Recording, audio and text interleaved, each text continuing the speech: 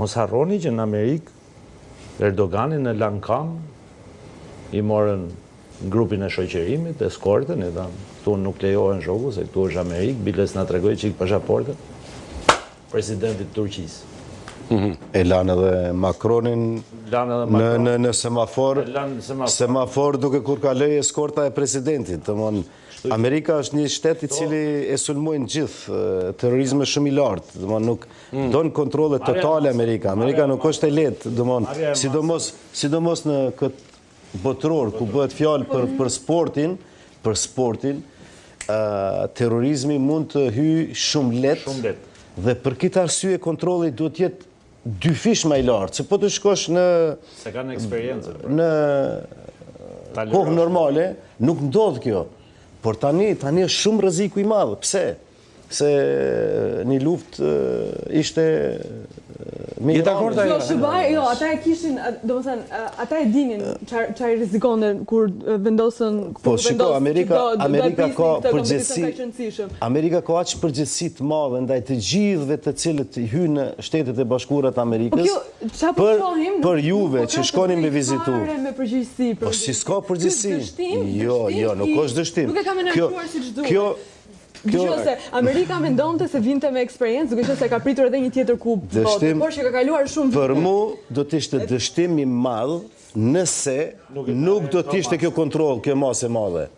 Pse se ti e gotë çfarë ka ndodhur në Evropës kur ka pritur konvencione të tilla dhe të tjera kur në Evropë jemi edhe ti si shqiptare, kur jeton në Gjermani je shqiptare.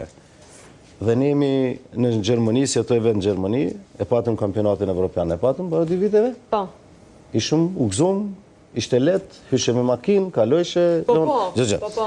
Por ne e ndihemi vetëm si shqiptar atje. Turqit si Turqi, Arab si Arab, Spanjoll si Spanjoll. Në Amerika është Amerikë. Amerika gjithmonë sulmohet. Gjithmonë sulmohet. Dhe kjo është arsyeja pse Amerika dhe duhet më qenë të lumtur pse është ai kontroll aq i madh. Tani shumë i lumtur. Me rast, u refuzua mos gaboj viza e arbitrit më të mirë të Afrikës. Disa viza. Po marr këtë si shembull, ishte arbitri më i mirë, kishte edhe pasaportë diplomatike dhe nuk e kuptoi ku qëndronte refuzimi apo marrë një shembull konkret, se mund të flasin edhe mund të Pse Atë refuzim e din... Arbitri, ishte më i mirë. Pasaporta diplomatike nuk ta jep Amerika ty, ta jep shteti jot. Po. Dhe si parim është i këtill, shkonte kryeministri sot, ti mund t'jesh dhe antari një bande, mund t'jesh dhe arbitër në Shqipëri, dhe të pajisesh dhe me pasaportë. Mor mos pa qoha të atje tani se filloi atje se nuk duhet ta çoj atje. Ai gati është tani tipo bën si Moza Ibrahimi, po i ngre topat voleboll tani gati është ai. Elvi gjëndron që në atë shtet lutem mu afro te fusha e futbollit. Te futbolli fiks. Në mënyrë të barabartë përballë ligjit. Si ti je Messi, si ti je tifoz i Argjentinë. Fiks. Kjo të tregon çfarë do të thotë. Kjo trajton në mënyrë të barabartë. Barabartë të gjithë. Edhe ty, edhe ato. Shku në Amerikë duhet ta kesh vënë re. Kur shkojmë në Evropë për diskriminimin që thotë. Që na bëjnë alent 2 orë, 3 orë. Ky me pasaportë tjetër kalon cep tjetër. Po tjetër, po. Kur veten në Amerikë ai thotë, amerikanët tej, pastaj Gjerman, Skocez, Norvegjez, Suedez, bashkë me shqiptarët me i koloni, ka të gjithë një lloj. E kuptoj. Kjo është trajtimi barabartë. Okej, Mostafa Zigo, supozoj Egjipti që shënoi 2 gola ndaj Argjentinës, por njëri u anallua për shkak të një faulli në zonën e tyre, komentoi humbjen përballë kampionëve në fuqi.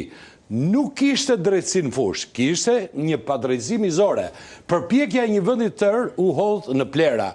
Që nga fillimi i ndeshjes, gjyqtari luajti kundër nesh. Rezultati i Kupës së Botës ishte i paracaktuar.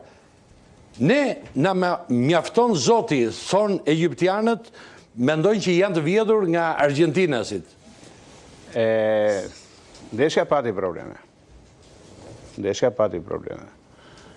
Tani, qofse do hymë në detaja, futbolli është një sport i përplasjes. Më kupto? Tani, si po e manazhojnë, me varin, me gjëra të tjera, janë... Pra tani, ata thonë tani, lërë se Messi tani për gëdhelet, urime për kupën e botës, e mori prap FIFA do Messin, e për gëdhelet bën gjanë. Ato nuk janë për gëdhelet, se nuk e ka fajnë Messi ose Argentina. Po pra për golin e Egyptit, u bë skandale atje, gjithë do më të deklaratat janë frikshme. Doli trajneri i Egyptit në deklarat për shtyp, dolen gjithë me radhë, kjo është skandal. Egyptit, arbitrat, i dhanë një asist të jashtëzakonshëm për ta interpretuar ndeshjen si të barabartë, me heqjen e golit dytë të Egyptit. I dhanë një shans Egyptit që Egyptit ta justifikojë dështimin e vet. Nuk është se ndikoi ajo ndeshje. Egypti duhet kishte menaxhuar 10 minutat e fundit të ndeshjes, nuk ja ka fajin askush. Fiks. Për rezultatin. Fiks. Janë kampionat e botës, zotëri. Parë nga pikpamja teknike, Argentina me rezultat 2-0 në disavantazh, një ekipi evropian doja kthejnë dhe rezultatin. Edhe 2-0 e se kisha menduar që do... As Argentina vetë, as e ka menua se ka menua.